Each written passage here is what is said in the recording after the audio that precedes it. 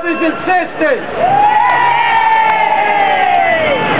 Today, we stand in front of a building built by the hands of garment workers in the city of New York over 70 years ago. ILGWU leaders and members have been walking through those doors for generations. That's a building built by the hands of New York garment workers, and in their hands it shall remain. This union stood up against bosses and sweatshops, stood in front of trucks that tried to break our picket lines, and no one backed you down because you had guts and you had courage to fight for our union. And today, there are other goons and thugs standing in your way. They're not goons and thugs of garment companies, but they're goons and thugs of the former hotel workers union. Goons and thugs like John Wilhelm standing in the way. You didn't let those people stop us. Are we going to let them stop us now? Are we going to stand up and fight? Brothers and sisters, working men and women built a powerful union in the garment shops of the city of New York. Workers with their sweat stood up and built a powerful union and created institutions, created a health center where we get our health care as good as any boss in the city of New York. Whose health center is it? It's our health center. Whose health center is it? Whose is it? Whose health center is it?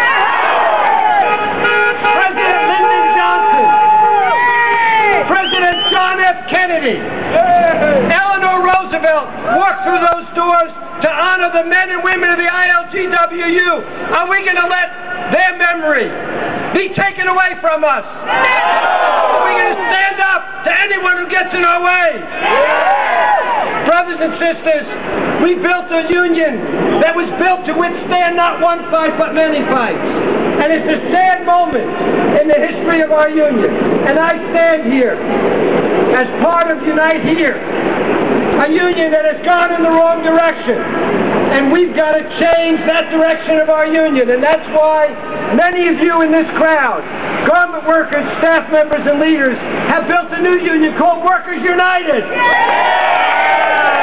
Workers United is going to fight for the heritage and the values that made David Dubinsky and Sidney Hillman leaders of not only our city but our country. Going to fight for the values that created a health center. Going to fight for the values that created an insurance company. That created the only workers-owned bank in the world. That's our bank. Whose bank is that? Whose bank is that?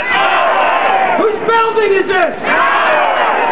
John Wilhelm and the hotel workers never created a thing, but they are attempting to steal the lifelong achievements of generations of garment workers. And we're here to tell them, no how, no way. No how, no way. No how, no way. No how, no way. No how, no way. No how, no way. No how, no way. No how, no way. No how, no way. No how, no way. No how, no way. Brothers and sisters, it pains me greatly to see a so-called trade unionist attempt to steal from workers. But we fought people like this before, and we'll continue to fight them. We understand one thing. When you fight one of us, by God, you'll have to fight all of us. And we understand a concept that many a boss has had a tough time understanding. Whether it was guests or whether it was H&M, we taught bosses all across this country, or J.P. Stevens, or Farrah Manufacturing Company, we taught bosses, no justice, no peace, no justice, no peace, no justice, no peace, no justice, no peace, John Wilhelm, no justice, no peace, no justice, no peace, no justice, no peace, no justice, I can't hear you, no justice, no peace, no justice, no peace, no justice, no peace, no justice, no peace. Brothers and sisters, sometime before we end this little demonstration today, and I'm proud to see the strength out here on the sidewalk, but I don't think we just need to be on the sidewalk. We may have to go inside today. Are you ready to go inside? You ready to go inside your building? You're ready to see the goons that they hired to try to take this building away from us? You're ready to stand up to goons like we stood up to them in front of garment factories? No justice! No justice! No justice!